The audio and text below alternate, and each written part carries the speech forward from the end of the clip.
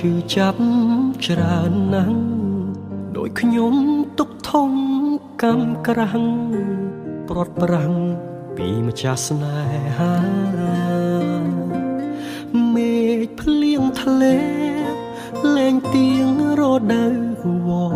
ស្សាដីស្រែឈូមធ្វើចំ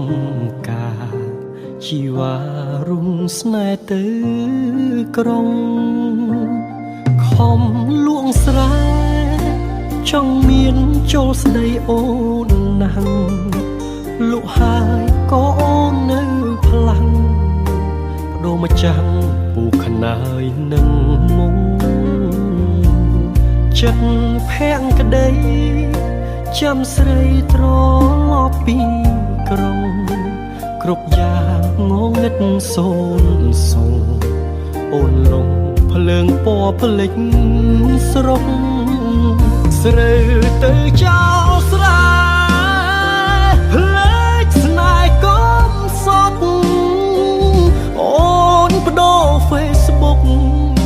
ធ្លាប់ផុសរឿងសើចនឹងទុក